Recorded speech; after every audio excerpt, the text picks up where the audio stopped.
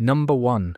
The Massacre at Avaricum. In 52 BCE, during the Gallic Wars, Julius Caesar laid siege to the city of Avaricum in modern-day France. It was a wealthy city, loyal to Rome, and populated largely by civilians.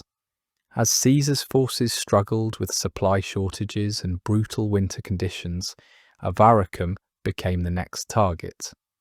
But this wasn't just another military conquest. The city begged for mercy. Its leaders pointed to their past cooperation with Rome and appealed to Caesar's reputation for clemency. And according to Caesar's own writings, he seriously considered sparing them. Then he changed his mind. He launched a full-scale assault. Siege towers, ramparts, and heavy engineering overwhelmed the defenders. Once the walls fell, the Roman legions poured in. The result, one of the bloodiest massacres of Caesar's entire career. Nearly 40,000 men, women, and children were slaughtered. Survivors were almost non-existent. No military resistance remained, but Caesar let the killing continue. He later justified it as a psychological strategy to terrify other Gallic tribes into submission. This wasn't war, it was terror, and it crossed a moral line that even some of his contemporaries struggled to defend. Number 2.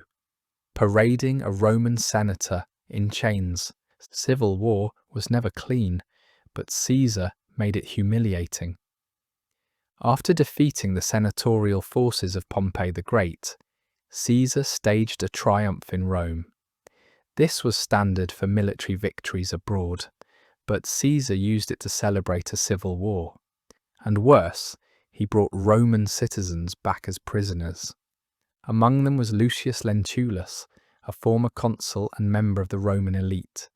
He had opposed Caesar politically, siding with Pompey, and now he was marched through the streets of Rome in chains, like a captured Gaul or Eastern prince.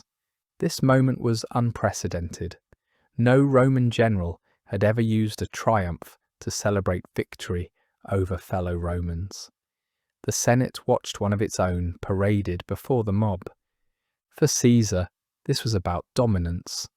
Not just military dominance, but psychological. It sent a message. Your class is no longer untouchable. The lines between foreign enemy and domestic rival were gone. Caesar had erased them. Number 3. Executing a man for insulting him.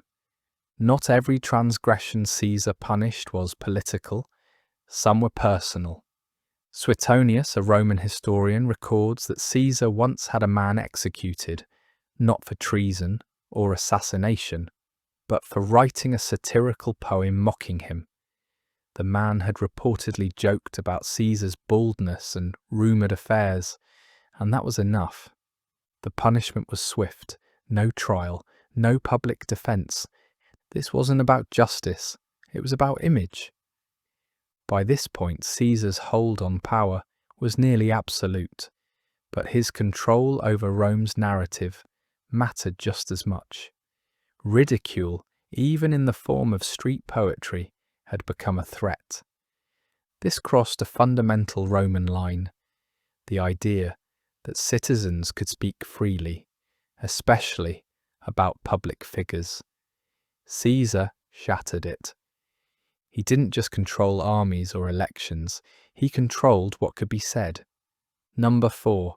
Building a temple to himself. By 44 BCE, Caesar wasn't acting like a politician, he was acting like a deity.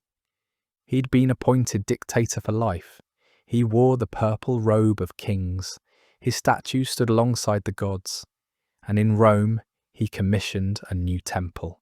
Not to Jupiter, not to Mars, but to his own divine spirit, his genius. Priests were appointed to serve him. Sacrifices were made in his name. To the Roman people, this was shocking. Worshipping emperors after death would become normal later, but worshipping a living man? That was a break from centuries of tradition. Caesar had crossed a symbolic and cultural line. The Senate tolerated it, barely. To many, it felt like the Republic itself was dissolving. Caesar wasn't just leading Rome, he was placing himself above it. Number 5. Declaring war on Cato's corpse, when even death wasn't enough. Marcus Cato was Caesar's fiercest ideological enemy. A hardline supporter of the Republic, he stood for everything Caesar was tearing down. When Caesar emerged victorious in the civil war, Cato chose to commit suicide rather than submit. But even in death, Caesar wasn't done with him. He wrote and published a vicious pamphlet titled Anti-Cato, attacking Cato's reputation, principles, and legacy. It was a direct response to public praise Cato had received from his allies after his death. This wasn't political strategy. This was obsession. Caesar had won. Cato was dead, but that wasn't enough. Caesar wanted to crush his memory. He wanted to win not just the war, but the historical record. This crossed a line that Romans held sacred: respect for the dead.